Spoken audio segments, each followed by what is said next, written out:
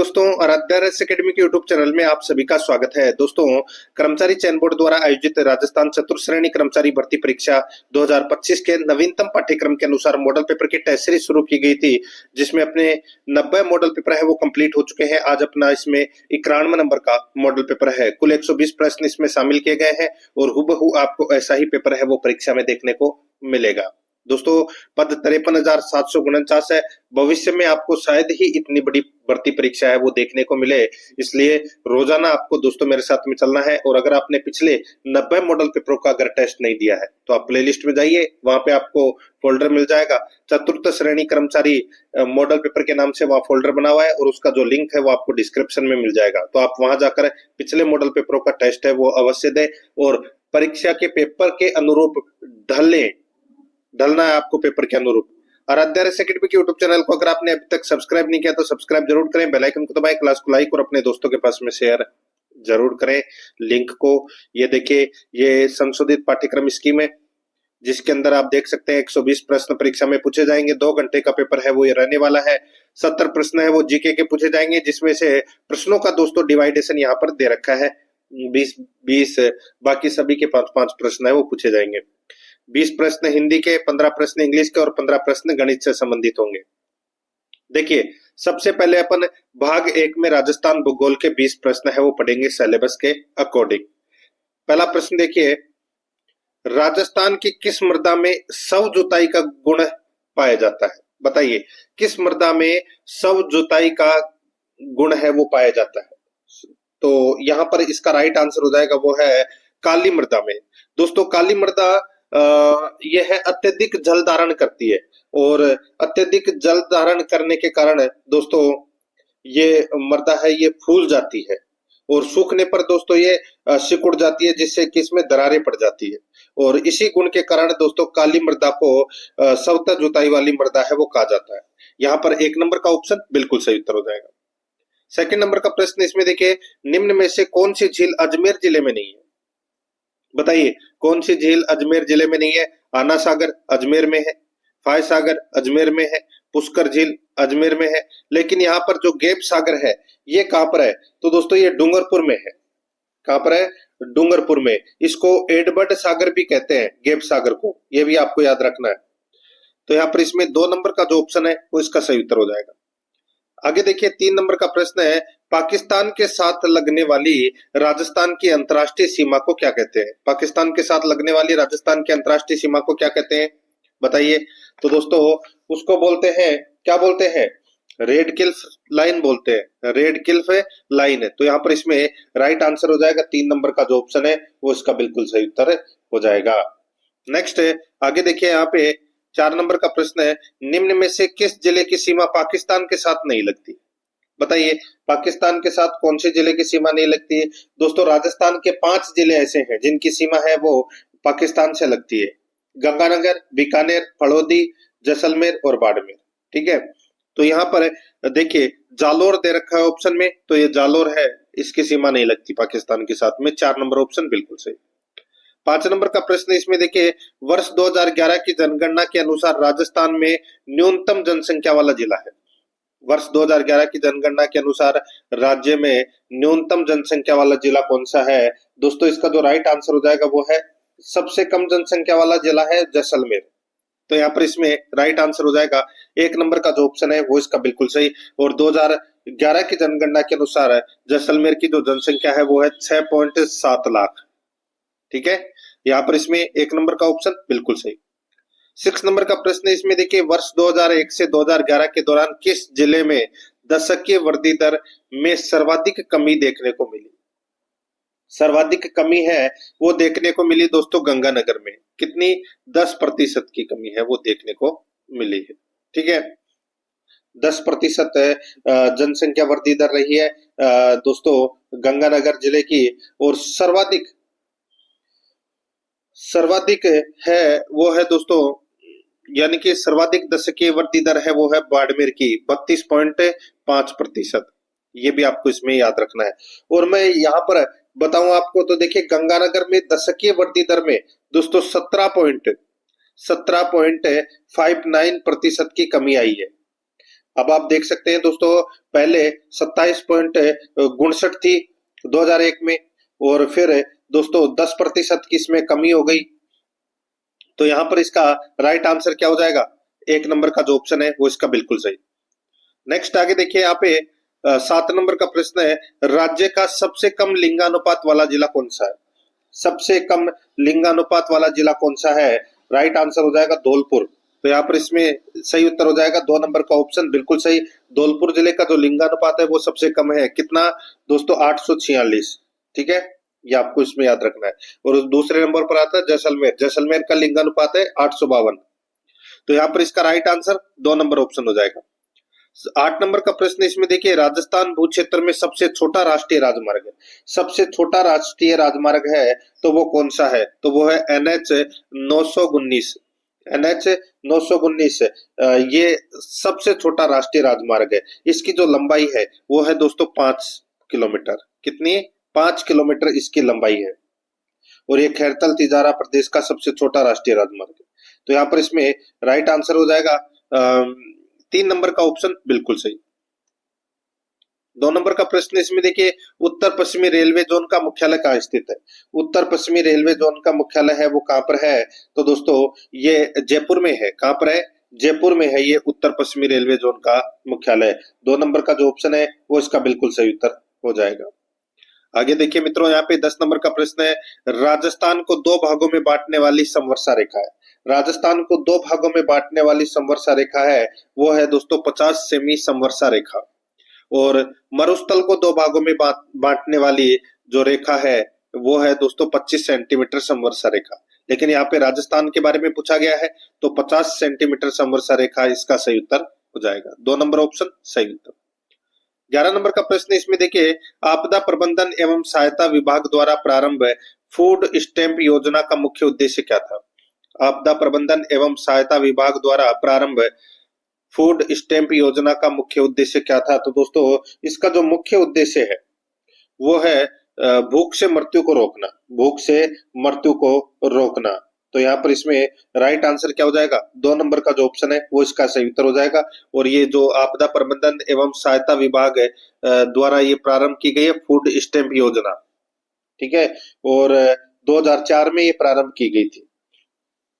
भूख से मृत्यु को रोकना इसका प्रमुख उद्देश्य था।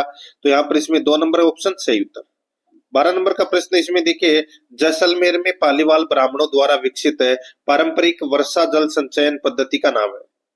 जैसलमेर में पालीवाल ब्राह्मणों द्वारा विकसित पारंपरिक वर्षा जल संचयन पद्धति का नाम है, तो वो क्या नाम है? तो यहाँ पर इसका जो सही उत्तर हो जाएगा उसको बोलते हैं दोस्तों खड़ीन। क्या बोलते हैं? खड़ीन। और ये मूलतः दोस्तों जैसलमेर में पालीवाल ब्राह्मणों के द्वारा विकसित की गई है, और ये वर्षा के पानी को एकत्रित करने का एक तरीका है। तो यहाँ पर इसमें राइट आंसर 2 नंबर ऑप्शन हो जाएगा। 13 नंबर का प्रश्न इसमें देखिए, इंदिरा गांधी फीडर यानी कि राजस्थान फीडर की लंबाई है वो कितने किलोमीटर है? राजस्थान फीडर की जो लंबाई है वो दोस्तों कितनी किलोमीटर है? देखिए, इंदिरा गांधी नहर परियोजना की कुल लंबाई है वो है दोस्तों 649 किलोमीटर। ठीक है, जिसमें से दोस्तों 204 किलोमीटर है ये राजस्थान फीडर का निर्माण किया गया था। ठीक है, तो यहाँ पर इसमें राइट आंसर क्या हो जाएगा? 204। 1 नंबर का जो ऑप्शन है वो इसका बिल्कुल सही उत्तर इसमें हो जाएगा। आगे देखिए दोस्तों, यहाँ पर इसमें 14 नंबर का प्रश्न है, वह कौन सी परियोजना है जिसमें सिंचाई केवल स्प्रिंकलर यानी कि फुहारा सिंचाई पद्धति से ही करने का प्रावधान है? बताइए यहाँ पे कौन सी परियोजना की बात हो रही है? तो यहाँ पर बात हो रही है दोस्तों नर्मदा नहर परियोजना की। यहाँ पर इसमें राइट आंसर हो जाएगा 1 नंबर का ऑप्शन बिल्कुल सही उत्तर हो जाएगा। राजस्थान में नर्मदा नहर की जो लंबाई है वो दोस्तों 74 किलोमीटर है। कितनी है? 74 किलोमीटर।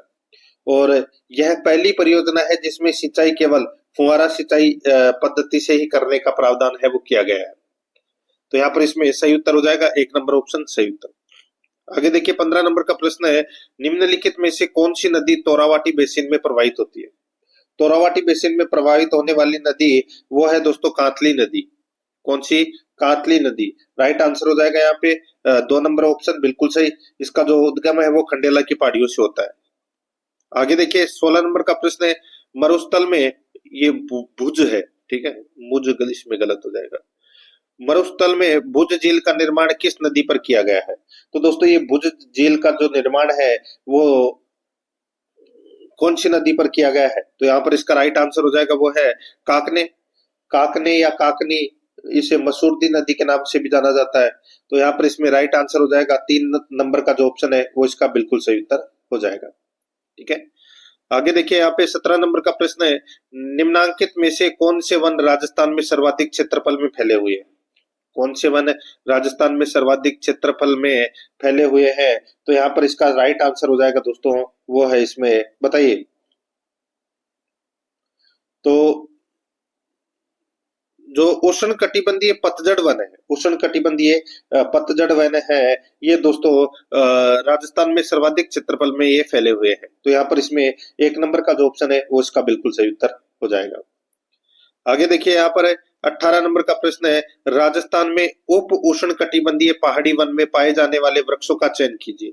राजस्थान में उप उष्ण कटिबंधीय पहाड़ी वन में पाए जाने वाले वृक्षों का चयन कीजिए। तो दोस्तों वो वृक्ष हैं कौन कौन से? सागवान, बरगद, तेंदू, सालर, गुल्लर, ये सभी हैं। तो दोस्तों यहाँ पर इसके साथ साथ सीताफल, बांस, आंवला, आम, नीम, शीशम, ये वृक्ष पाए जाते हैं दोस्तों।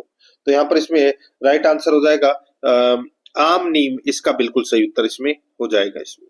ठीक है, 3 नंबर का जो ऑप्शन है वो इसका बिल्कुल सही।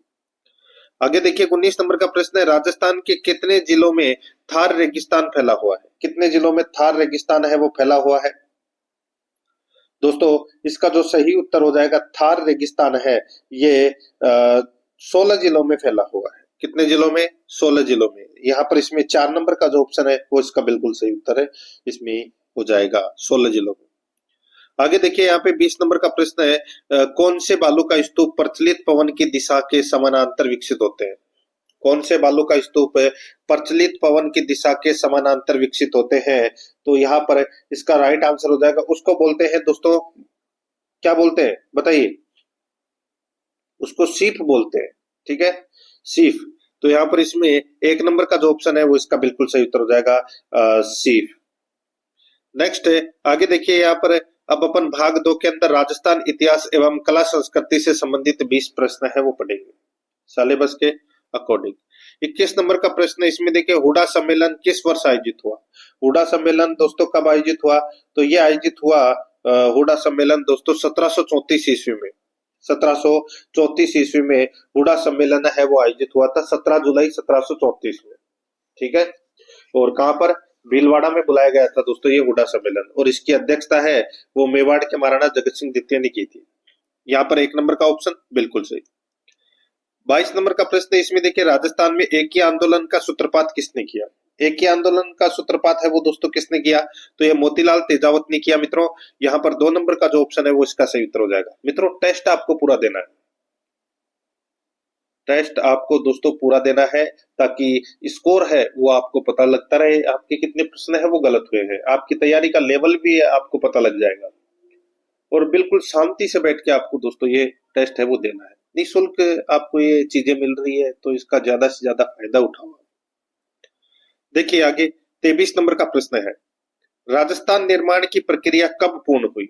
बताइए, राजस्थान निर्माण की जो प्रक्रिया है वो दोस्तों 18 मार्च 18 मार्च 1948। ठीक है, यहां से ये प्रक्रिया है वो शुरू हुई थी मत्स्य संघ के साथ में। और दोस्तों इसमें 8 वर्ष 7 माह है, 8 वर्ष 7 माह है और 14 दिन का समय लगा था एकीकरण में, और ये 1956 में पूर्ण हुई थी। ठीक है, 1 नवंबर 1956 को। तो यहाँ पर इसका जो राइट आंसर हो जाएगा वो है 1956 में पूर्ण हुई थी दोस्तों, ये 2 नंबर का ऑप्शन बिल्कुल सही। आगे देखिए 24 नंबर का प्रश्न है, वीर भारत सभा का गठन किस स्वतंत्रता सेनानी ने किया? वीर भारत सभा का गठन किस स्वतंत्रता सेनानी ने किया? तो यहाँ पर इसका राइट आंसर हो जाएगा दोस्तों, बताइए किसने किया था? तो वो किया था दोस्तों केसरी सिंह बारट ने, केसरी सिंह बारट ने। वैसे दोस्तों देखिए केसरी सिंह बारट ने वीर भारत सभा,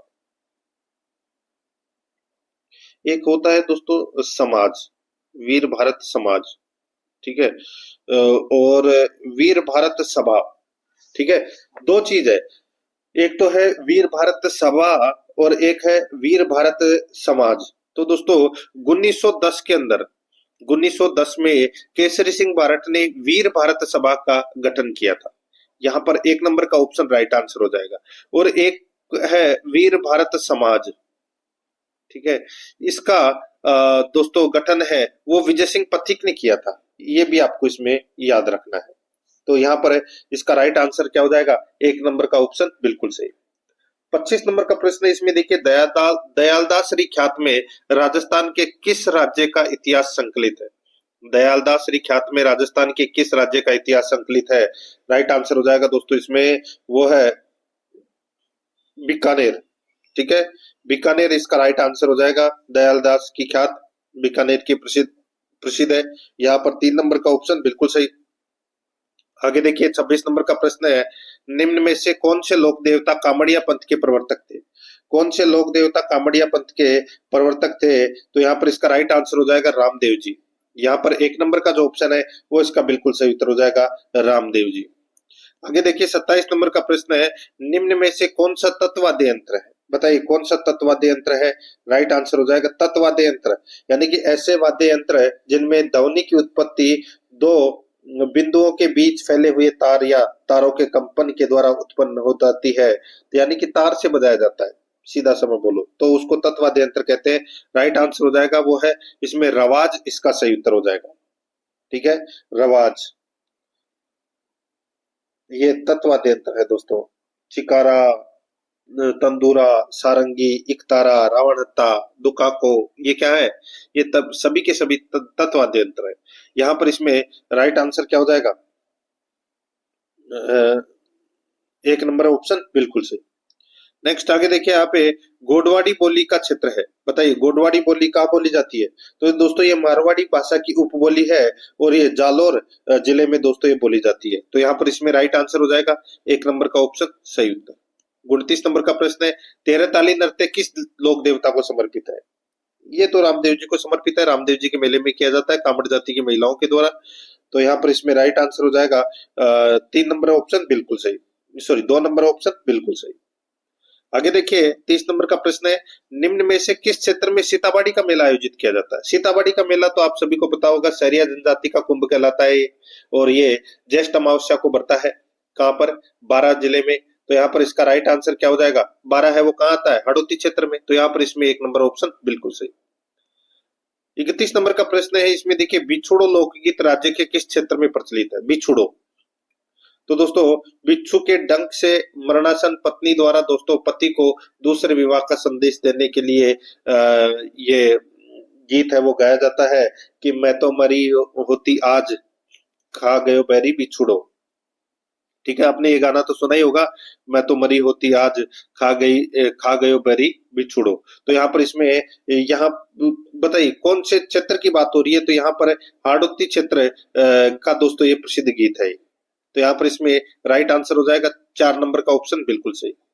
32 नंबर का प्रश्न है, इसमें देखिए महिलाओं द्वारा हाथों में पहने जाने वाली लाख से निर्मित चूड़ियों को क्या कहते हैं। महिलाओं द्वारा हाथ में पहने जाने वाली लाख से निर्मित चूड़ियों को क्या कहते हैं।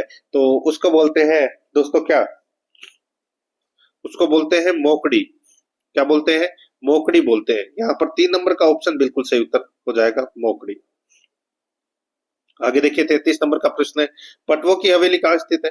दोस्तों ये पटवों की जो हवेली है ये जैसलमेर में स्थित है। यहाँ पर इसमें राइट आंसर हो जाएगा और ये 5 हवेलियों का समूह है दोस्तों। 2 नंबर ऑप्शन सही उत्तर।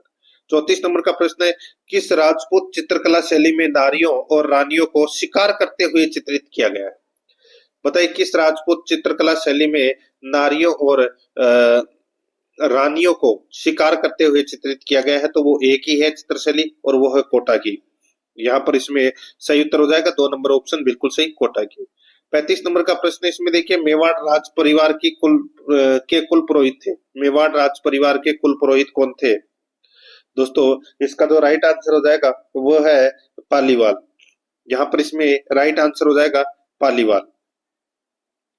आगे देखिए दोस्तों, यहाँ पर इसमें 36 नंबर का प्रश्न है, ऊंट की खाल पर स्वर्ण मीनाकारी की कला क्या कहलाती है? ये तो सभी को पता होगा दोस्तों, उसको बोलते हैं उस्ता कला या मुन्नवत्ती कला भी बोलते हैं इसे। ठीक है, उस्ता कला इसका राइट आंसर हो जाएगा, 2 नंबर ऑप्शन सही।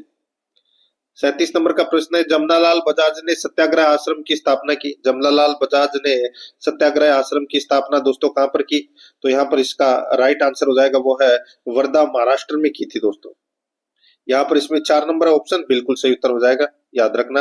और इनको दोस्तों गांधी जी का 5वां पुत्र के रूप में भी जाना जाता है। 4 नंबर ऑप्शन सही। 38 नंबर का प्रश्न है, हेला ख्याल लोक संगीत राजस्थान के किन क्षेत्रों से संबंधित है? हेला ख्याल दोस्तों, ये हेला ख्याल है, ये एक संगीत प्रतियोगिता है। ठीक है, और ये दोस्तों दौसा सवाई माधोपुर में प्रचलित है। 2 नंबर का जो ऑप्शन है वो उसका सही उत्तर हो जाएगा। 39 नंबर का प्रश्न है, इसमें देखिए, जोधपुरी साफा को प्रसिद्ध करने का श्रेय किस शासक को जाता है? जोधपुरी साफा को प्रसिद्ध करने का जो श्रेय है वो किस शासक को जाता है? तो यहाँ पर इसका राइट आंसर हो जाएगा, वो है इसमें जसवंत सिंह द्वितीय को। यहाँ पर इसमें राइट आंसर हो जाएगा महाराजा जसवंत सिंह द्वितीय। 2 नंबर का ऑप्शन बिल्कुल सही उत्तर हो जाएगा।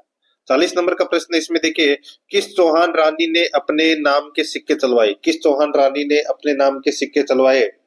तो इसका राइट आंसर हो जाएगा दोस्तों, चौहान शासक था अजय राज, जिसने अजमेर नगर बसाया था। उन्होंने दोस्तों अपनी रानी सोमलवती, जिसको सोमलेखा के नाम से भी जाना जाता है, उनके नाम से दोस्तों तांबे और चांदी के सिक्के चलवाए थे। तो यहाँ पर इसमें राइट आंसर हो जाएगा सोमल देवी। यहाँ पर इसमें 3 नंबर का ऑप्शन बिल्कुल सही उत्तर हो जाएगा। अब अपन भाग 3 के अंदर दोस्तों भारतीय संविधान से संबंधित 5 प्रश्न है वो पढ़ेंगे सिलेबस के अकॉर्डिंग। देखिए, 41 नंबर का प्रश्न है, संविधान सभा द्वारा स्थापित मूल अधिकारों और अल्पसंख्यकों हेतु सलाहकार समिति के अध्यक्ष कौन थे? संविधान सभा द्वारा स्थापित मूल अधिकारों और अल्पसंख्यकों हेतु सलाहकार समिति के अध्यक्ष कौन थे? इसका जो राइट आंसर हो जाएगा वो है दोस्तों, बताइए कौन थे? तो वो थे सरदार वल्लभ भाई पटेल। 2 नंबर का जो ऑप्शन है वो इसका बिल्कुल सही उत्तर इसमें हो जाएगा, सरदार वल्लभ भाई पटेल। ठीक है, 2 नंबर ऑप्शन बिल्कुल सही। आगे देखिए, भारतीय संविधान के किस अनुच्छेद के अंतर्गत नागरिकों को मौलिक अधिकार प्रदान किए गए? मौलिक अधिकार दोस्तों भाग 3 में है। किसमें? भाग 3 में, अनुच्छेद 12 से 35 तक। अनुच्छेद 12 से 35 तक। तो यहाँ पर इसमें राइट आंसर 3 नंबर ऑप्शन हो जाएगा।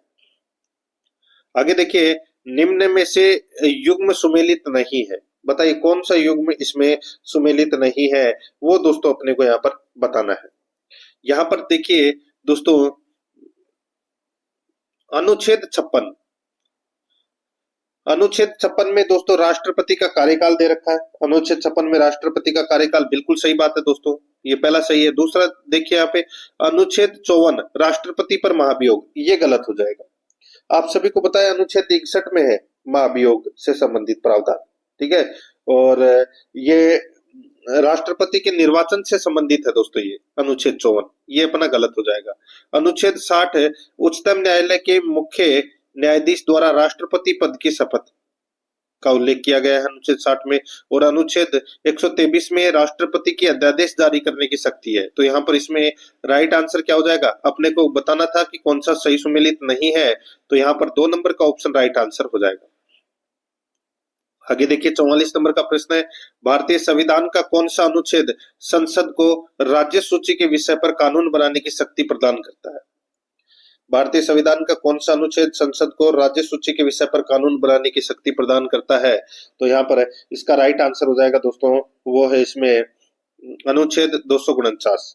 अनुच्छेद 249 इसका राइट आंसर हो जाएगा। 1 नंबर का ऑप्शन बिल्कुल सही। आगे देखिए, 45 नंबर का प्रश्न है, भारत में उच्चतम न्यायालय में न्यायाधीशों की वर्तमान स्वीकृत संख्या है। भारत में उच्चतम न्यायालय में न्यायाधीशों की वर्तमान स्वीकृत संख्या है, मुख्य न्यायाधीश सहित।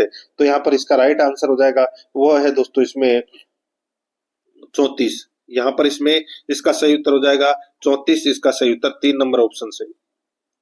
आगे देखिए, अब देखिए राजस्थान पॉलिटी से संबंधित अब अपन 5 प्रश्न है वो पढ़ेंगे। ठीक है, देखिए 46 नंबर का प्रश्न है, राजस्थान के प्रथम राज्यपाल कौन थे? राजस्थान के प्रथम राज्यपाल कौन थे? तो सभी को पता होगा दोस्तों, गुरुमुख निहाल सिंह इसका सही उत्तर हो जाएगा। 1 नंबर ऑप्शन बिल्कुल सही। 47 नंबर का प्रश्न है, बिना विधानसभा का सदस्य निर्वाचित हुए कोई मंत्री कितने समय तक अपने पद पर बना रह सकता है? ये तो सभी को पता होगा दोस्तों, राइट आंसर हो जाएगा 6 माह तक। यहाँ पर इसमें 2 नंबर का ऑप्शन बिल्कुल सही। आपने देखा होगा अभी चुनाव हुए थे जिसके अंदर गंगानगर के एक व्यक्ति को दोस्तों मंत्री बना दिया गया था चुनाव से पहले, लेकिन 6 महीने के अंदर उसको विधानसभा की सदस्यता लेनी जरूरी थी, लेकिन वो चुनाव हार गए थे। ठीक है, तो उनको इस्तीफा देना पड़ा था। यहाँ पर इसमें 2 नंबर का ऑप्शन बिल्कुल सही उत्तर हो जाएगा। 48 नंबर का प्रश्न है, भारतीय संविधान के अनुच्छेद 170 के अनुसार किसी राज्य की विधानसभा के सदस्यों की न्यूनतम तथा अधिकतम संख्या क्रमशः हो सकती है? बताइए, अनुच्छेद 170 के अनुसार किसी राज्य की विधानसभा के सदस्यों की न्यूनतम और अधिकतम संख्या क्रमशः हो सकती है। तो बताइए, अधिकतम तो कितनी हो सकती है और न्यूनतम कितनी हो सकती है? तो मैं आपको बताऊं तो दोस्तों देखिए, अधिकतम 500 हो सकती है और न्यूनतम 60 हो सकती है। और कुछ अपवाद है, जैसे कि देश के कई राज्यों के अंदर विधानसभा सदस्य, जैसे कि सिक्किम में 32 है, मिजोरम में 40 है, गोवा में 40 है, पुदुचेरी में 30 है, ये अपवाद है।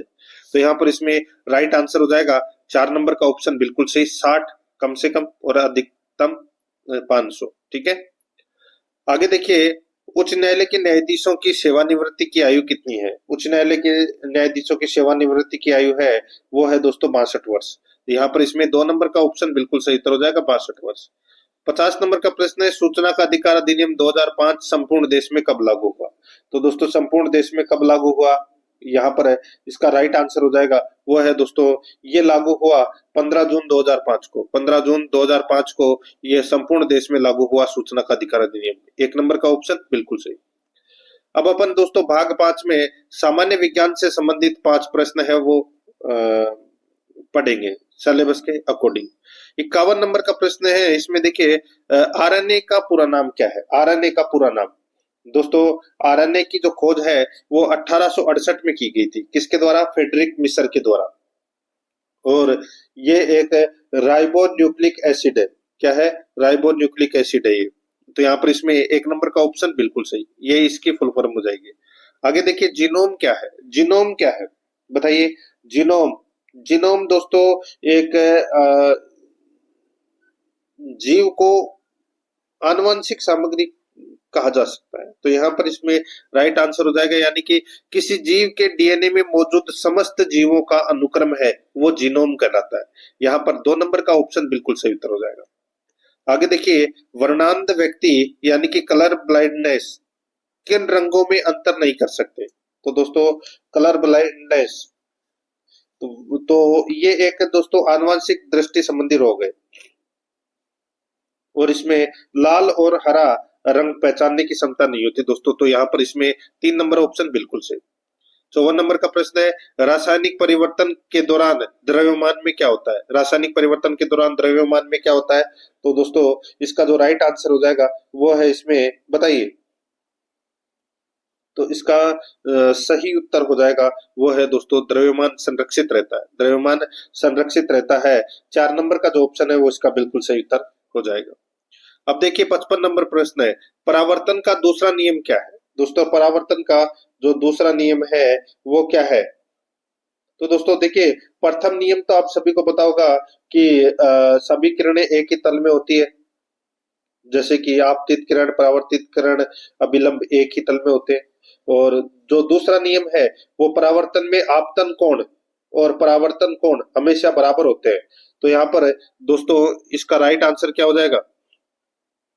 देखिए ये जेड नहीं है, ये ऐसे है, आई बराबर ये आर, आर का मतलब हो जाएगा परावर्तन कोण और आई का मतलब हो जाएगा आपतन कोण। ठीक है, तो यहाँ पर इसमें राइट आंसर हो जाएगा ये वाला कर लेना उत्तर। अब देखिए भाग 6 के अंदर दोस्तों भारतीय करंट अफेयर से संबंधित 5 प्रश्न है वो पढ़ेंगे सिलेबस के अकॉर्डिंग। देखिए, आईसीसी चैंपियन ट्रॉफी 2025 की विजेता टीम कौन है? तो दोस्तों इसका राइट आंसर हो जाएगा वो है भारत। तो यहाँ पर इसमें सही उत्तर हो जाएगा 4 नंबर ऑप्शन बिल्कुल सही। आगे देखिए, एक पेड़ माँ के नाम 2.0 अभियान के तहत देश भर में कितने वृक्षारोपण का लक्ष्य रखा गया है? कितने वृक्षारोपण का लक्ष्य है वो रखा गया है? तो यहाँ पर इसमें सही उत्तर हो जाएगा दोस्तों, वो है 10 करोड़। 10 करोड़ पेड़ लगाने का लक्ष्य है वो रखा गया है। 3 नंबर का ऑप्शन बिल्कुल सही उत्तर इसमें हो जाएगा। ठीक है, आगे देखिए 58 नंबर का प्रश्न है, one nation one election bill के लिए गठित जेपीसी समिति का अध्यक्ष किसे नियुक्त किया गया है? तो दोस्तों, ये जेपीसी समिति का जो अध्यक्ष है वो पीपी चौधरी को नियुक्त किया गया है। यहाँ पर इसमें 1 नंबर का ऑप्शन बिल्कुल सही उत्तर हो जाएगा, पीपी चौधरी को। आगे देखिए दोस्तों, यहाँ पर इसमें 59 नंबर प्रश्न है, देश का पहला सीमावर्ती सौर गांव कौन सा है? देश का पहला सीमावर्ती सौर गांव कौन सा है? तो वो है दोस्तों मसाली गांव, गुजरात। मसाली गांव, गुजरात। 2 नंबर का ऑप्शन बिल्कुल सही उत्तर हो जाएगा। 60 नंबर का प्रश्न है, भारतीय वन स्थिति रिपोर्ट 2023 के अनुसार कुल वन व वृक्षावरण क्षेत्र के या देश के कुल भौगोलिक क्षेत्रफल का कितना प्रतिशत है? भारतीय वन स्थिति रिपोर्ट 2023 के अनुसार कुल वन व वृक्षावरण देश के कुल भौगोलिक क्षेत्रफल का कितना प्रतिशत है? तो यहाँ पर इसका राइट आंसर हो जाएगा, वो है कितना प्रतिशत है? तो दोस्तों 25.17%। यहाँ पर 4 नंबर का जो ऑप्शन है वो इसका सही उत्तर हो जाएगा, 25.17%। अब देखिए यहाँ पे भाग 7 के अंदर राजस्थान करंट अफेयर से संबंधित 5 प्रश्न है वो पढ़ेंगे सिलेबस के अकॉर्डिंग। यहाँ पर देखिए 61 नंबर का प्रश्न है, पद्म पुरस्कार 2025 में राजस्थान में, यानी कि पद्म पुरस्कार 2025 राजस्थान की कितनी हस्तियों को पद्मश्री अवार्ड दिए जाने की घोषणा की गई है? तो दोस्तों कितने व्यक्तियों को ये पद्मश्री पुरस्कार देने की घोषणा की गई है? राइट आंसर हो जाएगा 3 हस्तियों को। कितनी हस्तियों को? 3 हस्तियों को। तो यहाँ पर इसमें सी नंबर का ऑप्शन बिल्कुल सही उत्तर हो जाएगा, जिसमें सीन काफ निजाम है और सिकर के बैजनाथ महाराज है और बेतुल बेगम। इनको तीनों को दोस्तों पद्मश्री अवार्ड दिए जाने की घोषणा की गई है। आगे देखिए 62 नंबर का प्रश्न है, प्रदेश के किस खिलाड़ी को वर्ष 2024 के अर्जुन पुरस्कार से सम्मानित किया गया है? अर्जुन पुरस्कार से सम्मानित दोस्तों मोना अग्रवाल को किया गया है। 1 नंबर का ऑप्शन बिल्कुल सही उत्तर हो जाएगा। ये इन्होंने दोस्तों पेरिस पैरा ओलंपिक में 10 मीटर एयर राइफल इवेंट में दोस्तों कांस्य पदक जीता था। सीकर की रहने वाली है दोस्तों ये। आगे देखिए केंद्र प्रायोजित एग्री स्टेक योजना को दिसंबर 2024 में किस जिले से पायलट प्रोजेक्ट के रूप में शुरू किया गया है? बताइए, केंद्र प्रायोजित एग्री स्टेक योजना को दिसंबर 2024 में किस जिले से पायलट प्रोजेक्ट के रूप में शुरू किया गया था? तो इसका जो सही उत्तर हो जाएगा वो है दोस्तों इसमें सीकर। 3 नंबर का जो ऑप्शन है वो इसका बिल्कुल सही उत्तर हो जाएगा, सीकर। 64 नंबर का प्रश्न इसमें देखिए, प्रदेश में सुपोषित मां अभियान के तीसरे चरण की शुरुआत कब की गई? प्रदेश में सुपोषित मां अभियान के तीसरे चरण की शुरुआत कब की गई? तो इसका राइट आंसर हो जाएगा, वो है दोस्तों तीसरे चरण की शुरुआत 3 जनवरी 2025 को की गई दोस्तों, 3 जनवरी 2025 को। आगे देखिए 65 नंबर का प्रश्न है, बजट घोषणा के अनुसार प्रदेश में कितनी महिला बटालियनों की स्थापना की मंजूरी दी गई है? बताइए दोस्तों, यहाँ पर यह पूछा गया है कि बजट घोषणा के अनुसार प्रदेश में कितनी महिला बटालियनों यानी कि बटालियन की स्थापना की मंजूरी प्रदान की गई है? तो यहाँ पर इसका जो सही उत्तर हो जाएगा वो है 3 महिला पुलिस बटालियन की मंजूरी है वो मिल चुकी है। तो यहाँ पर इसमें राइट आंसर हो जाएगा 4 नंबर ऑप्शन बिल्कुल सही। आगे देखिए अब अपन भाग 8 के अंदर दोस्तों कंप्यूटर से संबंधित 5 प्रश्न है वो पढ़ेंगे सिलेबस के अकॉर्डिंग। देखिए निम्न में से कौन सा एप्लीकेशन सॉफ्टवेयर नहीं है? बताइए कौन सा एप्लीकेशन सॉफ्टवेयर नहीं है? तो यहाँ पर देखिए एमएस विंडोज ये दोस्तों एप्लीकेशन सॉफ्टवेयर है वो नहीं है। बाकी word processing software, web browser, spreadsheet software ये तीनों है। तो यहाँ पर इसमें 1 नंबर का ऑप्शन बिल्कुल सही उत्तर हो जाएगा। आगे देखिए यहाँ पर 67 नंबर का प्रश्न है, एमएस वर्ड के संदर्भ में सही उत्तर का चयन कीजिए। एमएस वर्ड के संदर्भ में सही उत्तर का क्या करना है? चयन करना है। तो दोस्तों यहां पर देखिए कंप्यूटर को बंद करना, कंप्यूटर को बंद करना। बताइए इसके लिए कौन सी शॉर्टकट की प्रयोग में ली जाती है? तो दोस्तों इसमें कंट्रोल प्लस डब्लू का प्रयोग है वो किया जाता है, कंट्रोल प्लस डब्लू का, ठीक है। और डॉक्यूमेंट की समस्त सामग्री को चुनना, इसके लिए दोस्तों कंट्रोल प्लस ई का प्रयोग है वो किया जाता है। और फॉन्ट साइज को 1 पॉइंट बढ़ाना, फॉन्ट साइज को 1 पॉइंट बढ़ाना, इसके लिए दोस्तों कंट्रोल प्लस जे का प्रयोग किया जाता है। और पूर्व में की गई क्रिया को रेडो करना, इसके लिए दोस्तों कंट्रोल प्लस वाई का प्रयोग है वो किया जाता है। टेक्स्ट को केंद्र में अलाइन करना, टेक्स्ट को केंद्र में अलाइन करना, इसके लिए दोस्तों कंट्रोल प्लस ई का प्रयोग किया जाता है। तो यहाँ पर इसका जो राइट आंसर हो जाएगा वो है इसमें कौन सा?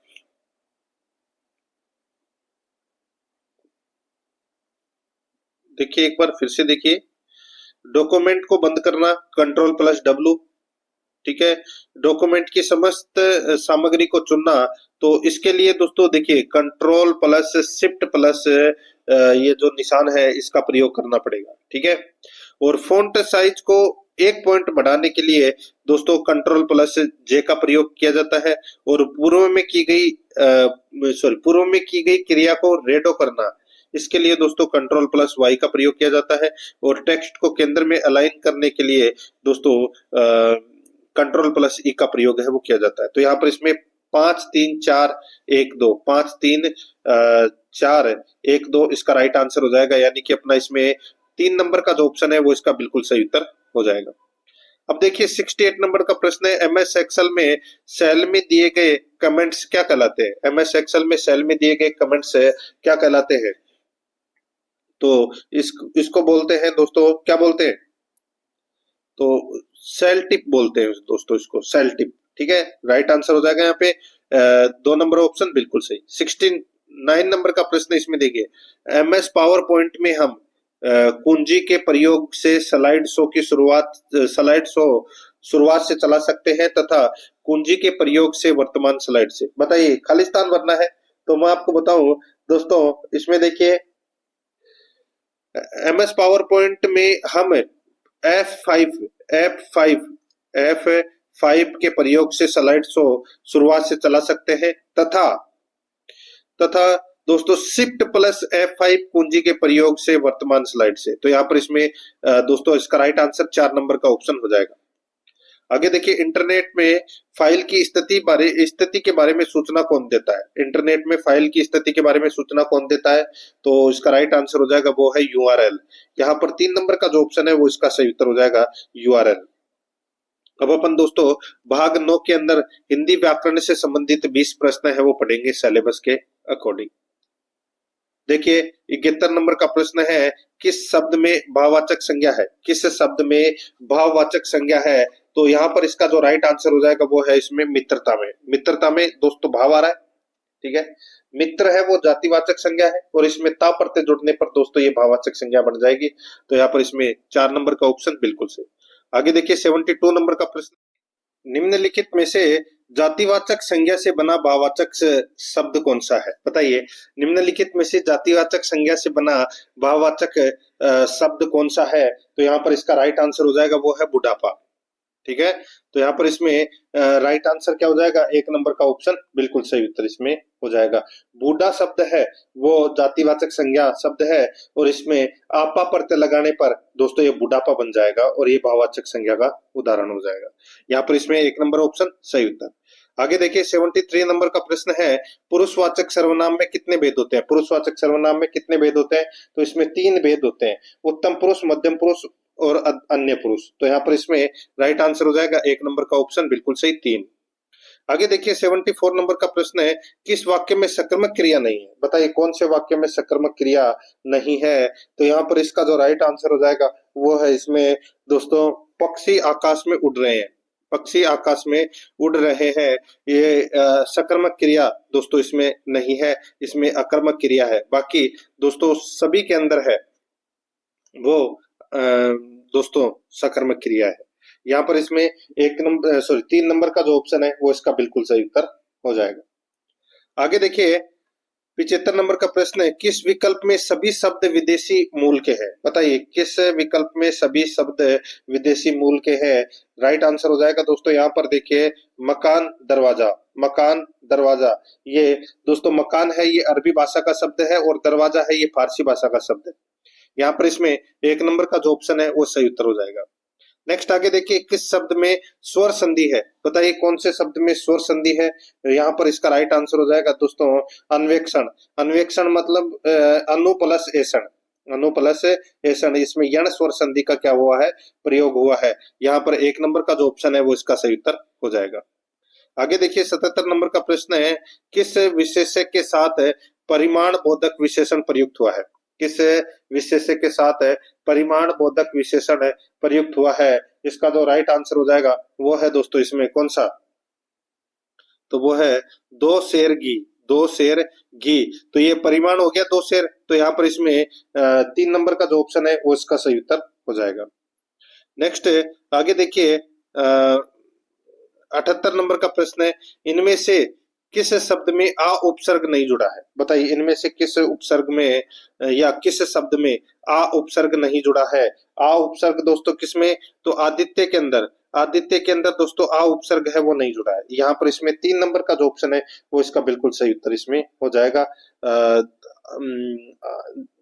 आदित्य या आदित्य। आदित्य का दोस्तों अगर अपन विग्रह करते हैं तो दोस्तों क्या हो जाएगा? अदिति प्लस ये। अदिति प्लस ये। तो यहाँ पर ये इसमें आ उपसर्ग है वो नहीं जुड़ा हुआ, तो यहाँ पर इसका राइट आंसर हो जाएगा 3 नंबर ऑप्शन बिल्कुल सही। नेक्स्ट आगे देखिए, निम्नलिखित में से किस शब्द में इत प्रत्यय प्रयुक्त नहीं हुआ है? इत प्रत्यय प्रयुक्त नहीं हुआ है, राइट आंसर हो जाएगा दोस्तों यहाँ पर देखिए इंसान प्लस इयत। इंसान प्लस इयत यानी कि इंसानियत, तो यहाँ पर इसमें राइट आंसर 3 नंबर ऑप्शन हो जाएगा। आगे देखिए 80 नंबर प्रश्न है, माता के पर्यायवाची शब्द है। माता के पर्यायवाची शब्द कौन से हैं? तो दोस्तों माता के पर्यायवाची शब्द है प्रसू, अंबिका, जननी। प्रसू, अंबिका, जननी, ये माता के पर्यायवाची शब्द है। यहाँ पर 3 नंबर का जो ऑप्शन है वो इसका सही उत्तर हो जाएगा। आगे देखिए विलोमता नहीं है। बताइए विलोम शब्द दोस्तों इनमें से कौन से नहीं है वो बताना है। लंबा, चौड़ा। लंबा का विलोम होता है दोस्तों ठिगना या नाटा, ठीक है, चौड़ा नहीं होता। और वर्णे का अवर्णे, हार का जीत, लब्बे का सॉरी लम्बे का अलब्बे, तो यहाँ पर इसमें राइट आंसर क्या हो जाएगा? 1 नंबर ऑप्शन बिल्कुल सही। नेक्स्ट आगे देखिए यहाँ पे निम्नलिखित में असंगत है। असंगत कौन सा है वो अपने को बताना है। देखिए यहाँ पर चंद्र के समान मुख, चंद्रमुख बिल्कुल सही है। आप पर बीती, आप बीती, ये भी बिल्कुल सही है। जितना शीघ्र हो सके अति शीघ्र, ये भी बिल्कुल, देखिए सॉरी जितना शीघ्र हो सके अति शीघ्र, ये दोस्तों इसमें क्या हो जाएगा? गलत हो जाएगा। दोस्तों जितना शीघ्र हो सके उसे बोलते हैं यथाशीघ्र। वाक्यांश के लिए एक शब्द है यथाशीघ्र, तो यहाँ पर इसमें राइट आंसर क्या हो जाएगा? अति शीघ्र की जगह यथाशीघ्र आएगा। और माल को ढोलने वाली गाड़ी को मालगाड़ी कहते हैं, बिल्कुल सही है। तो यहाँ पर 3 नंबर ऑप्शन राइट आंसर है। 83 नंबर प्रश्न है, अशुद्ध शब्द कौन सा है? अशुद्ध शब्द कौन सा है?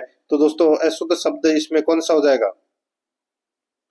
दोस्तों अशुद्ध शब्द हो जाएगा इसमें देखिए जो प्रवर्त है, प्रवर्त, ये दोस्तों इसमें क्या है? अशुद्ध शब्द है। तो यहाँ पर इसका नहीं नहीं नहीं नहीं नहीं, प्रवर्त तो बिल्कुल सही है। प्रदर्शनी, प्रदर्शनी जो शब्द है वो दोस्तों अशुद्ध है, ठीक है। तो यहाँ पर इसमें ये सीनी नहीं होता, ये जो मात्रा आएगी ना ई वाली, ये मात्रा नहीं आती दोस्तों श के ऊपर। तो यहाँ पर इसमें राइट आंसर क्या हो जाएगा? 1 नंबर का ऑप्शन बिल्कुल सही। नेक्स्ट आगे देखिए यहाँ पर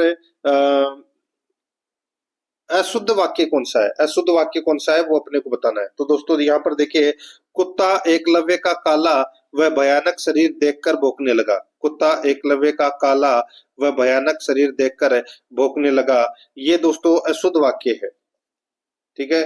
तो दोस्तों इसका जो शुद्ध रूप है वो हो जाएगा एकलव्य का काला और भयानक रूप देखकर कुत्ता भौंकने लगा। ये ऐसे होगा दोस्तों शुद्ध रूप इसका।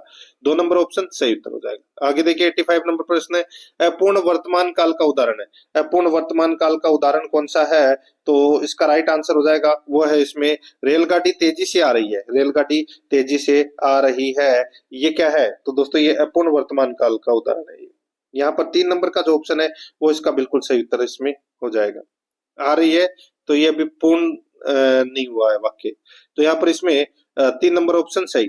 आगे देखिए कलई खुलना मुहावरे का सही अर्थ है। कलई खुलना, कलई खुलना मतलब भेद खुल जाना। राइट आंसर हो जाएगा 4 नंबर ऑप्शन बिल्कुल सही।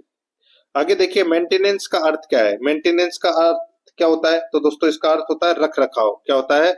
रख रखाव। 3 नंबर का ऑप्शन बिल्कुल सही उत्तर हो जाएगा रख रखाव।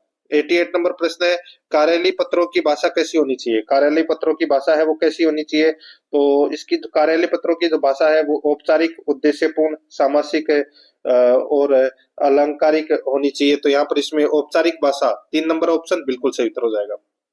89 नंबर प्रश्न इसमें देखिए पुरः प्लस कृत का सही संधि विच्छेद है। पुरः प्लस कृत का सही संधि विच्छेद क्या है? तो इसका सही संधि विच्छेद हो जाएगा दोस्तों पुरस्कृत। क्या हो जाएगा? पुरस्कृत। राइट आंसर हो जाएगा विसर्ग संधि का इसमें प्रयोग हुआ है। तो यहाँ पर इसमें दोस्तों 2 नंबर का जो ऑप्शन है वो इसका सही उत्तर हो जाएगा। अब देखिए वाणी के अनेकार्थक नहीं है। वाणी के अनेकार्थक नहीं है, बताइए वाणी के अनेकार्थक शब्द दोस्तों कौन से नहीं है? तो यहाँ पर देखिए वचन होता है, सरस्वती होता है, रसना होता है, लेकिन तीर नहीं होता। तो यहाँ पर इसमें राइट आंसर 3 नंबर ऑप्शन हो जाएगा। अब अपन भाग 10 के अंदर दोस्तों इंग्लिश ग्रामर से संबंधित 15 प्रश्न है वो पढ़ेंगे सिलेबस के अकॉर्डिंग। 91 नंबर का प्रश्न है the people will elect him president. बताइए इसका पेसिव वॉइस बनाना है। इसका पेसिव वॉइस क्या बनेगा? तो दोस्तों इसका पैसिव वॉइस बनेगा इसमें विल या shall plus B plus verb की थर्ड फॉर्म का प्रयोग होगा। तो यहाँ पर है he will be elected a president by the people. यहाँ पर 2 नंबर का ऑप्शन राइट आंसर हो जाएगा। 92 नंबर का प्रश्न इसमें देखिए who taught you English, who taught you English है। तो यहाँ पर इसका राइट आंसर हो जाएगा वो है दोस्तों इसमें by whom were you taught English. By whom were you taught English. यहाँ पर एक नंबर का जो ऑप्शन है वो इसका सही उत्तर हो जाएगा। 93 नंबर का प्रश्न इसमें देखिए my friend for me since 2 o'clock। My friend for me since 2 o'clock है। तो यहाँ पर इसका राइट आंसर हो जाएगा has been waiting. Has been waiting. यहाँ पर 1 नंबर का ऑप्शन बिल्कुल सही उत्तर हो जाएगा हैज बीन वेटिंग। 94 नंबर का प्रश्न इसमें देखिए I have been I have been writing letter since breakfast. बताइए तो दोस्तों ये कौन सा टेंस का प्रयोग हुआ है इसमें? तो यहाँ पे हैव बीन राइटिंग लेटर है। तो ये प्रेजेंट परफेक्ट कंटीन्यूअस टेंस का दोस्तों इसमें प्रयोग हुआ है। यहाँ पर इसमें 4 नंबर ऑप्शन सही उत्तर। आगे देखिए give me some tea mother. Give me some tea mother. तो दोस्तों इसका सही वाक्य है वो क्या बनेगा? बताइए रिपोर्टेड स्पीच में बताना है। ठीक है, तो यहाँ पे देखिए इसमें मी की जगह क्या हो जाएगा? हिम हो जाएगा। और दोस्तों सम give me some tea mother. तो यहाँ पर इसका जो सही उत्तर हो जाएगा वो हो जाएगा he asked the mother to give him some tea. यहाँ पर 2 नंबर का ऑप्शन बिल्कुल सही उत्तर हो जाएगा। 96 नंबर का प्रश्न है आई exclaimed with wonder that it was an excellent idea direct speech. I exclaimed with wonder that it was an excellent idea direct speech. तो यहाँ पर इसका सही उत्तर क्या हो जाएगा? तो दोस्तों इसमें हो जाएगा oh what an excellent idea said I. यहाँ पर इसमें 1 नंबर का जो ऑप्शन है वो इसका सही उत्तर हो जाएगा। आगे देखिए 97 नंबर का प्रश्न इसमें देखिए pick out the correct sentence from the given sentence. Pick out the correct sentence from the given sentence. अपने को बताना है कि करेक्ट सेंटेंस इनमें से कौन सा है। ठीक है दोस्तों, इसमें देखिए करेक्ट सेंटेंस ये हो जाएगा the chairman wants you to help him solve the riddle. तो यहाँ पर इसमें 4 नंबर का ऑप्शन सही था। नेक्स्ट आगे देखिए, please allow me to use your phone.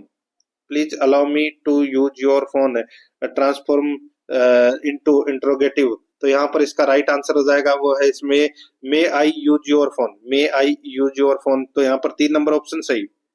99 number का प्रश्न है, इसमें देखिए identify the sentence given below. Identify the sentence given below, I seldom go to the pictures. तो यहाँ पर इसका राइट आंसर हो जाएगा, सेल्डम का अर्थ होता है वेरी रेयर, यानी कि ऑलमोस्ट नो। तो यहाँ पर है इसका राइट आंसर हो जाएगा नेगेटिव। ठीक है, नेगेटिव सेंटेंस है ये। तो यहाँ पर 2 नंबर ऑप्शन सही। आगे देखिए यहाँ पे there isn't truth truth in this statement. There isn't truth in this statement. तो यहाँ पर इसमें राइट आंसर हो जाएगा वो है इसमें एनी। एनी का प्रयोग होगा दोस्तों इसमें। ठीक है, ये नेगेटिव सेंटेंस के साथ एनी को प्रयुक्त करते हैं। तो यहाँ पर इसमें 4 नंबर ऑप्शन सही। 101 नंबर का प्रश्न है, I found 100 rupees note under the pillow. I found 100 rupees note under the pillow. Right answer हो जाएगा यहाँ पे दोस्तों ए 100 आएगा इसमें। 2 नंबर का ऑप्शन बिल्कुल सही उत्तर हो जाएगा।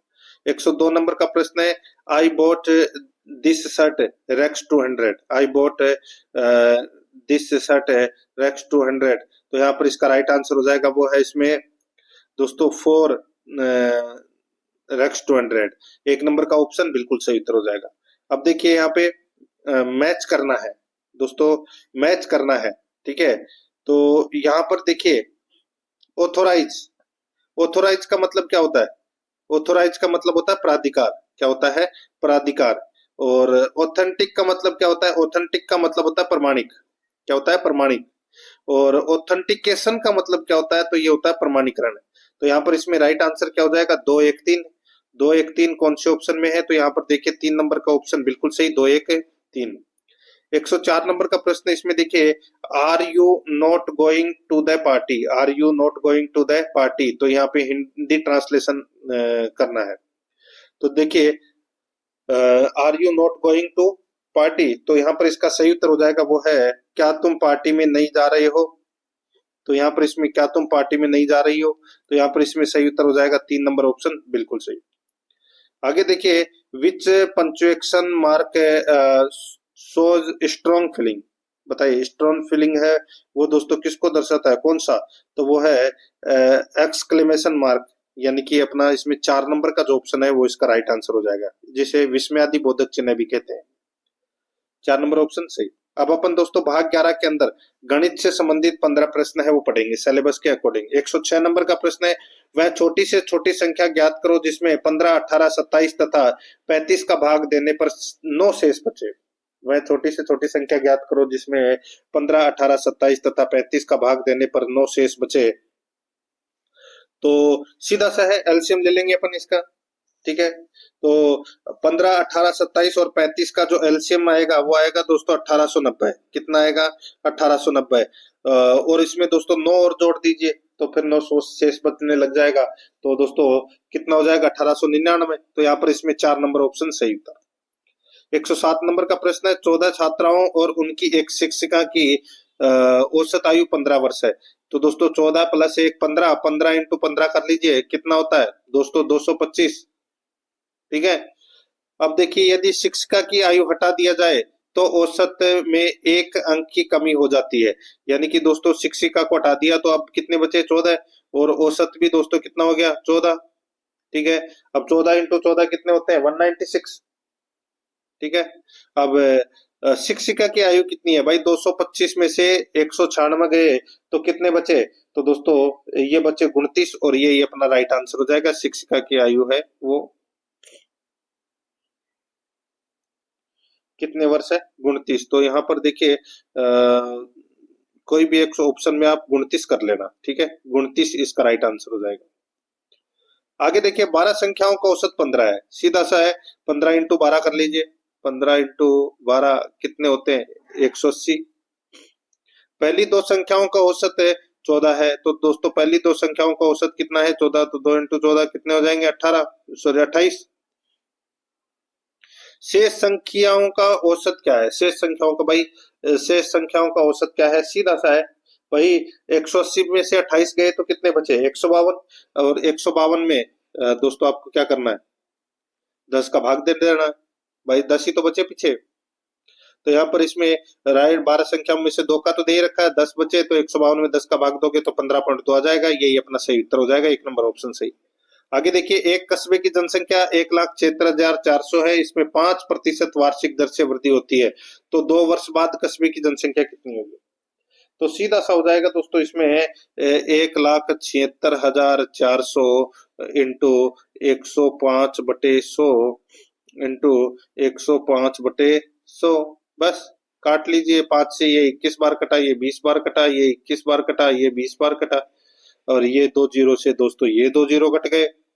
अब 1764 इंटू 21 बटे 4 कर लीजिए। आप इसको काटोगे तो कितना आ जाएगा? 1,94,481 आ जाएगा। यही अपना सही उत्तर हो जाएगा, 2 नंबर ऑप्शन सही। आगे देखिए, यदि 24 संतरों का मूल्य 72 रुपए है तो 120 संतरों का मूल्य ज्ञात कीजिए। 24 संतरों का मूल्य है वो 72 रुपए है, तो यानी कि एक संतरा कितने का हो गया? 3 का हो गया। भाई 72 में 24 का भाग दे लीजिए, तो 3 रुपए का एक संतरा हो गया। अब 120 संतरों का मूल्य है वो कितना होगा? तो सीधा सा है, 120 को 3 से मल्टीप्लाई कर लीजिए, कितना हो जाएगा? 360। तो ये अपना सही उत्तर हो जाएगा, 2 नंबर ऑप्शन सही। आगे देखिए, एक गांव की जनसंख्या में 15% वार्षिक 15% की दर से वार्षिक वृद्धि होती है। यदि यदि वर्तमान जनसंख्या 4,000 है तो 2 वर्ष के बाद गांव की जनसंख्या कितनी हो जाएगी? 2 वर्ष के बाद गांव की जनसंख्या कितनी हो जाएगी? सीधा सा है दोस्तों, 4,000, वही ऊपर वाले जैसा ही, 4,000 इंटू 115/100 इंटू 115/100, बस ये काट लीजिए। ये दोस्तों 5 से 23 बार कट गया, ये भी 23 बार कट गया, ये 20 बार कट गया, और ये 20 बार कट गया। ये 2 जीरो से ये 2 जीरो कट गए, और ये 2 से दोस्तों ये 20 बार कट गया, ये 2 से दोस्तों 10 बार कट गया। यानी कि 10 इंटू 23 कर लीजिए, कितना आ जाएगा? तो दोस्तों इसका जो सही उत्तर हो जाएगा वो है इसमें 5,290, 5,290 इसका सही उत्तर हो जाएगा, 3 नंबर ऑप्शन सही। आगे देखिए, 0.5 और 1.5 का तृतीयानुपाती क्या होगा? 0.5 और 1.5 का तृतीयानुपाती क्या होगा? तो दोस्तों यहाँ पर जो इसको मान लीजिए ए और इसको मान लीजिए बी, इसका सूत्र होता है b² बटे a। तो यानी कि 1.5 इंटू 1.5 बटे 0.5, बस काट लीजिए इसको तो 4.5 आ जाएगा। ये अपना सही उत्तर हो जाएगा, 1 नंबर ऑप्शन सही। 113 नंबर का प्रश्न है, यदि 0.36 अनुपात 0.48 समानुपात 0.48 अनुपात x है तो x का मान होगा। तो x का मान क्या होगा? तो सीधा सा हो जाएगा दोस्तों, 0.48, अभी मैंने आपको बताया था वैसे ही है, 0.48 इंटू 0.48 बटे 0.36, बस इसको काट लीजिए। इसको आप काटोगे तो 0.64 आ जाएगा। यही अपना सही उत्तर हो जाएगा, 1 नंबर ऑप्शन सही। 114 नंबर का प्रश्न, इसमें देखिए 12,500 रुपए की धनराशि को ए बी सी के बीच क्रमशः 2:3:5 के अनुपात में बांटा जाता है। बी तथा ए के भागों में अंतर होगा, बी तथा ए के भागों में अंतर होगा। तो सीधा सा है, अनुपात होगा भाई बी और ए में अनुपातों का अंतर कितना है? 1 का। ठीक है, कितने का अंतर है? 1 का। 1 बटा अनुपातों का योग कितना हो जाएगा? 10 इंटू कितना हो जाएगा? 12,500, बस काट लीजिए इसको, तो ये कितना आ गया? 1250। तो यही अपना सही उत्तर हो जाएगा, 4 नंबर ऑप्शन सही।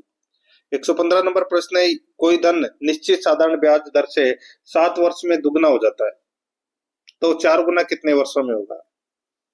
बताइए, साधारण ब्याज की दर से बात हो रही है, यानी कि किसी के पास 100 रुपए, वो 7 वर्ष में कितने हो रहे हैं? 200 हो रहे हैं। ठीक है, तो भाई अगले 7 वर्ष में वो कितने हो जाएंगे? 400, सॉरी 300। अगले 7 वर्ष में कितने हो जाएंगे? 300। और अगले 7 वर्ष में दोस्तों वो 400 हो जाएंगे। तो यहाँ पर इसका राइट आंसर क्या हो जाएगा? 7 दूनी 14, 7 तिया 21, तो 21 साल में होंगे दोस्तों। तो यहाँ पर इसमें 4 नंबर का जो ऑप्शन है वो इसका सही उत्तर इसमें हो जाएगा 21। आगे देखिए 116 नंबर का प्रश्न है। इसमें देखिए समान वार्षिक ब्याज दर से 15,000 रुपए का 2 साल के चक्रवर्ती ब्याज व सरल ब्याज का अंतर 98 रुपए है, तो वार्षिक ब्याज दर है। तो वार्षिक ब्याज दर है तो वो क्या है बताइए दोस्तों।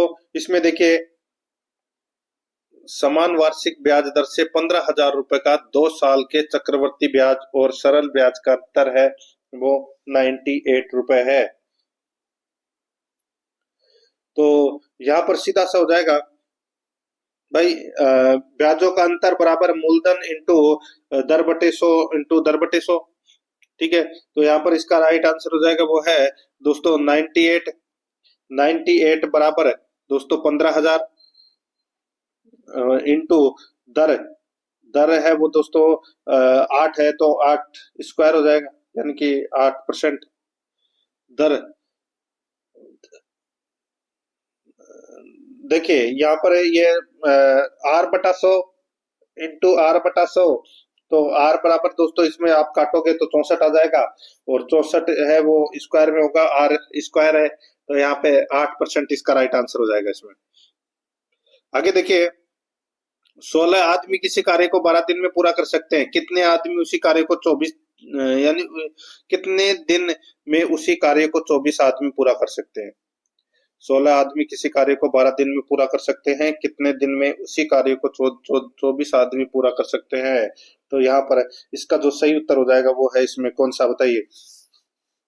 तो 16 इंटू 12 बटे दोस्तों 24, ये D2 यानी कि कितने दिन, भाई पहले दिन तो दे रखे हैं 12, अब दूसरे दिन निकालने हैं अपने को, तो 16 इंटू 12 बटे 24 कर लीजिए, तो काट लीजिए इसको, ये 8 से दोस्तों 2 बार कट गया, ये 3 बार कट गया, ये दोस्तों 12 दूनी 24, 24 में 3 का भाग दे दीजिए, कितना आ जाएगा 8, तो 8 दिन में। तो यहाँ पर इसमें राइट आंसर 1 नंबर ऑप्शन हो जाएगा।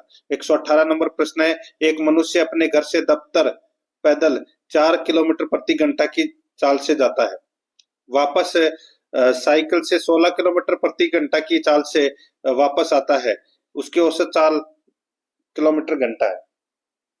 सीधा सा है इसका दोस्तों जो सूत्र होता है, इसका जो सूत्र होता है वो 2xy बटे x प्लस वाई, यानी कि दोस्तों 2 इंटू 4 इंटू 16 बटे xy कितना होता है, यानी कि x प्लस वाई, तो 16 और 4 कितने होते हैं 20, तो ये 20, यानी कि अब 2 इंटू 4 कितने 8, 8 इंटू 16 144, 144 बटे 20 करोगे तो कितना आ जाएगा 6.4। तो यहाँ पर 3 नंबर का जो ऑप्शन है वो इसका बिल्कुल सही उत्तर इसमें हो जाएगा। आगे देखिए 119 नंबर का प्रश्न है, आटा मिल में श्रमिकों की आय का विवरण या वितरण निम्नलिखित है, मजदूरों की औसत आय ज्ञात कीजिए। तो दोस्तों मजदूरों की जो संख्या है वो यहाँ पर दे रखी है, और मासिक मजदूरी है वो दोस्तों यहाँ पर दे रखी है। तो सीधा सा है, मासिक मजदूरी और औसत मजदूरी है वो अपने को औसत मजदूरी है वो निकालना पड़ेगा, यानी कि इनके बीच की संख्या निकालनी है। तो बीच की संख्या क्या हो जाएगी, जैसे 80 और 100 दे रखे हैं, तो इनके बीच की जो संख्या हो जाएगी वो हो जाएगी दोस्तों 90। 100 और 120 दे रखा है, तो इनके बीच की संख्या 110 हो जाएगी। तो यहाँ पर ये 90, ये 110, ये 130, ये 150 और ये 170, इन सभी को जोड़ लीजिए दोस्तों। ठीक है, और ये औसत मजदूरी दे रखी है। अब कुल मजदूरी आपको निकालना है तो 90 इंटू 20 कर लीजिए, 110 इंटू 30 कर लीजिए, 130 इंटू 20 ऐसे करके। ठीक है, तो ये इसका जो टोटल आ जाएगा मल्टीप्लाई करोगे आप तो 29,000 आ जाएगा। और मजदूरों की संख्या कितनी है, तो मजदूरों की संख्या 200 है, तो भाग दोगे तो कितना आ जाएगा 145। इसका सही उत्तर हो जाएगा 1 नंबर ऑप्शन सही।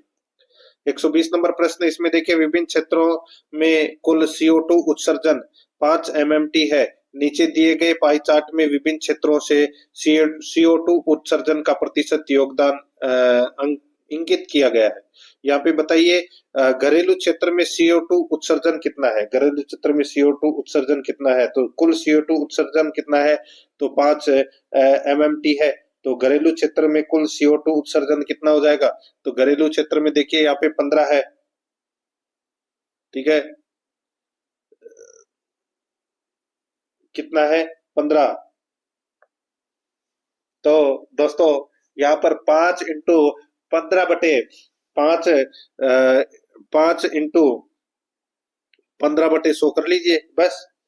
तो 15/75 यानी कि 75/100 करोगे तो कितना जाएगा, तो 0.75 MMT। तो यहाँ पर इसमें 3 नंबर का जो ऑप्शन है वो इसका बिल्कुल सही उत्तर हो जाएगा। तो दोस्तों इसी के साथ मैंने आपको ये मॉडल पेपर है वो कंप्लीट करवा दिया है। पिछले मॉडल पेपर अगर नहीं देखे तो वो जरूर देखें और आराध्यारस एकेडमी के यूट्यूब चैनल को सब्सक्राइब जरूर करें, बेल आइकन को दबाएं, क्लास को लाइक और अपने दोस्तों के पास में शेयर जरूर करें। मिलते हैं दोस्तों नेक्स्ट क्लास में। जय हिंद, जय भारत।